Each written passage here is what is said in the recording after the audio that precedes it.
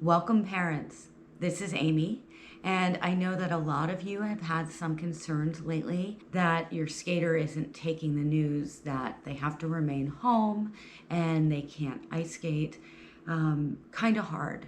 And some have been having a lot of emotions and feelings around it and difficulty with maybe missing a game, a clinic, a competition, lessons. Maybe every Saturday that's what they do is they skate, or maybe every morning that's what they do is that they skate. And right now they can't likely do that because at least in our area the rinks are closed. And I wanted to share some things with you. The United States Olympic and Paralympic Committee has come out with some guidance, and there's links in the description down below. I'll go over them with you, and I'll also talk to you about some of the things I'm doing that might help. I know there's a lot going on in the world today, right now, and maybe you feel like your skater's just being dramatic, and maybe they are, but maybe they're not. Maybe they have some real grief that they're going through. So I wanted to talk to you a little bit about what the U.S. Olympic and Paralympic Committee has provided from their sports psychologists.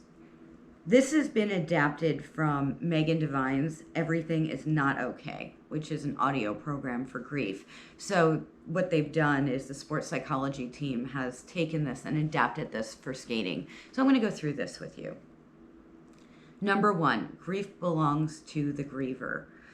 So we all do this, don't we? We try to make suggestions when someone is unhappy, not feeling well. Oh, don't worry about it. Oh, the ice will always be there. Oh, don't worry, this will be over soon. And we're trying to help them, but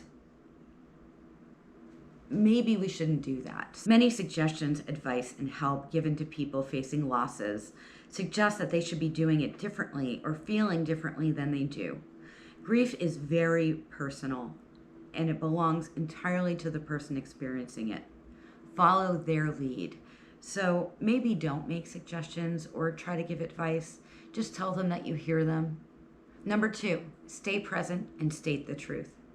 It's tempting to make statements about the past or the future when the athlete's present life holds so much pain. You cannot know what the future will be, and it may not be better later. That the athlete's life was good in the past is not a fair trade for the pain now. Stay present with the athlete, even when the present is full of pain. It's also tempting to make generalized statements about the situation in an attempt to soothe the athlete, but you cannot know that the athlete will bounce back or get past it. These future-based generalized platitudes aren't helpful. Stick with the truth. This hurts. There are countless uncertainties, and I'm here with you to listen. Do not try to fix the unfixable. The athlete's loss cannot be fixed, repaired, or solved. The pain itself cannot be made better. Remember, stay present and state the truth. It's an unfathomable relief to have a friend who does not try to take the pain away. Number 4, be willing to witness unbearable pain. To do number 4 while also practicing number 3 is very difficult. Become comfortable with the uncomfortable and recognize it will be challenging for you. Number 5, this is not about you. Being with someone in pain is not easy. You will have your own reactions, stresses, questions, fear, or guilt. Your feelings may be hurt. You may feel ignored and unappreciated. This is a one-sided relationship, so don't take it personally. Find your own people to lean on so you feel supported in supporting athletes. When in doubt, refer to number 1, that grief belongs to the griever. Number 6, anticipate, don't ask. Don't say, call me or text me if you need anything, because likely the athlete's not going to do that. Not because they don't have a need, but because taking that initiative is beyond their energy levels, especially if they don't know you well. Instead, make concrete offers. I will do this. I will call you. I will text you. I will make you dinner, whatever it is. And be reliable. Number 7, do the small things. The actual heavy, real work of grieving is not something you can see. Remember, grief belongs to the griever. But you can lessen the burden of some life requirements for the athlete. Perhaps they need to eat. Offer to bring them a meal. Support the athlete in small, ordinary ways. Show you care. Above all, show you care. Show up. Say something. Do something. Realize it may not always be perfect, but effort counts. Be willing to sit with the grief without flinching or turning away. Be willing not to have the answers. You don't have to have the answers. Just listen. Be there, be present, be a parent, or be a friend. Now, from athletes, there are some suggestions for other athletes.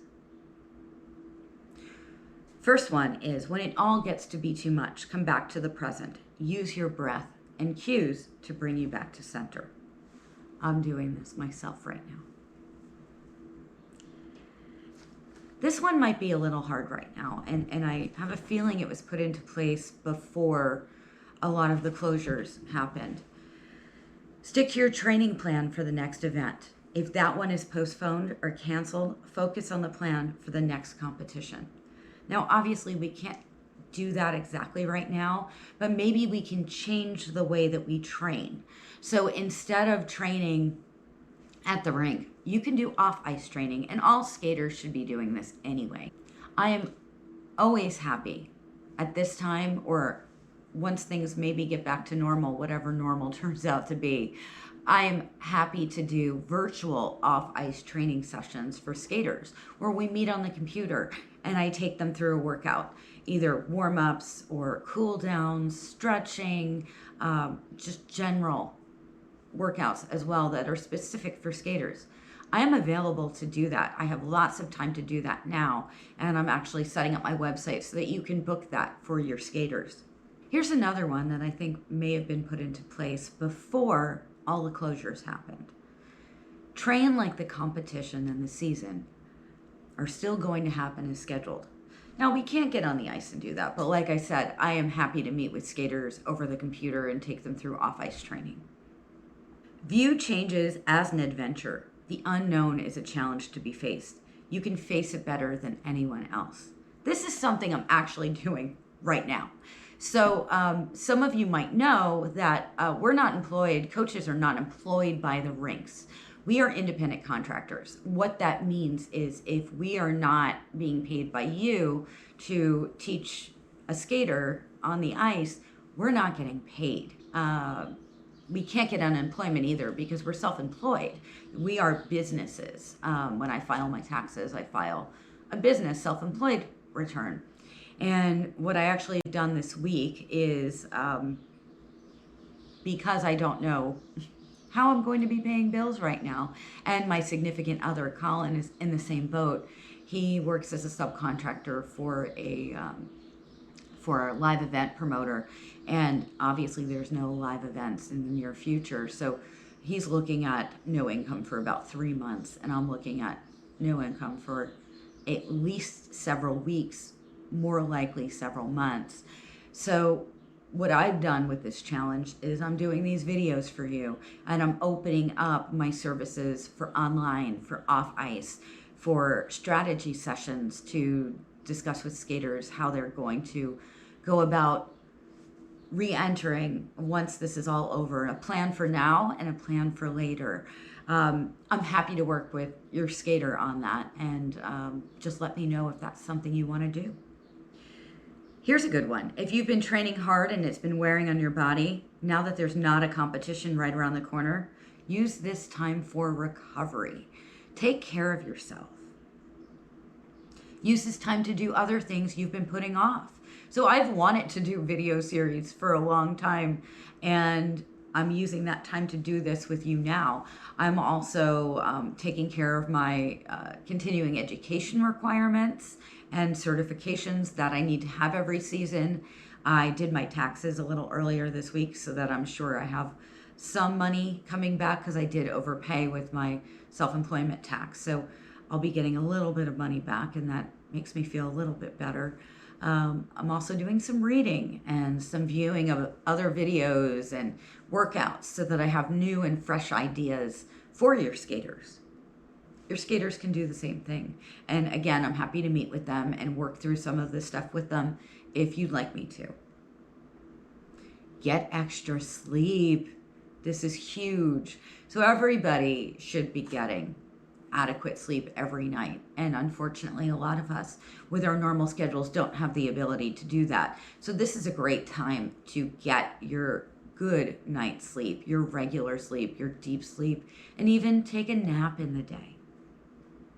If you're not seeing your family and friends face to face because of social distancing, you can use FaceTime, you can use Skype, you can use WhatsApp, social media. There's lots of ways to still socialize. I mean, we're lucky. We are so lucky that in this age of technology, we are able to do this. I looked at Colin the other day and I said, what would this have happened? What would have happened if something like this had happened when we were kids in the 70s and 80s? I mean, that could have been just awful for us as children. But now we have, lots of channels on TV. We have YouTube. We have Facebook, Twitter, Instagram, TikTok, all of these things and ways to connect with other people. And again, I'm happy to connect with your skater virtually. Maintain a sense of humor.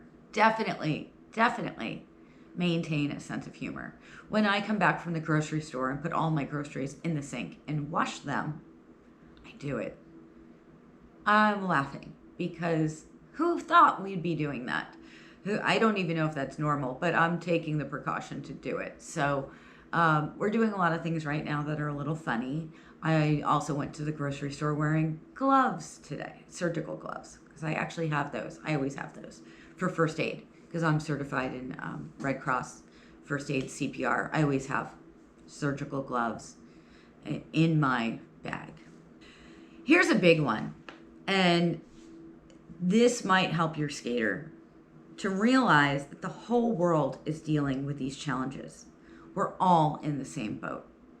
We're all dealing with this. We're dealing with it together as best we can. And here are some things you can also do is take care of your body. Eat good, healthy food, well-balanced meals, the best you can right now. I know a lot of things are out in the grocery store. Hopefully you got some things before all this happened, but things like lentils and beans and quinoa, brown rice. These are all very, very good things to have on hand. Get plenty of sleep. Do your exercises off ice. These are all important things to keep doing. Connect with others. I'm connecting with you through here. You can connect with me. You can call me. You can text me. You can schedule a session for your skater. There's lots of ways to connect. You can connect with your friends over social media too. Taking breaks, like I said before, taking naps. Just take a nap. Take a nap. It's fun. Take a nap. When are we ever able to do that? So make time to unwind. Stay informed. Now, this is tricky because if I watch the news, listen to the news, I tend to suffer from anxiety. So I have to limit doing that. But I do take some time and make sure I'm informed as to what's going on right now. And the next one is avoiding too much exposure to the news. So take breaks from watching it. Do enjoyable activities, a puzzle, Legos. You can build something with Legos. I saw some people doing that on YouTube yesterday. That's a great thing to take your mind off something. Coloring. Even adults can do coloring books. If you need help and distress is interfering with your life, talk to a sports psychologist or mental health provider. Many of these are available online via remote right now, and many health insurance companies have put out information about how to book online sessions if you do need help. This is really important.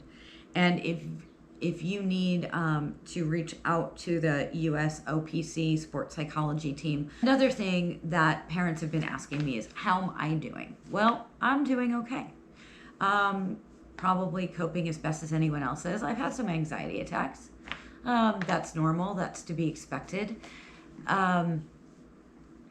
My biggest fear right now is not knowing where my income will be coming from for the next few weeks or for my next few months.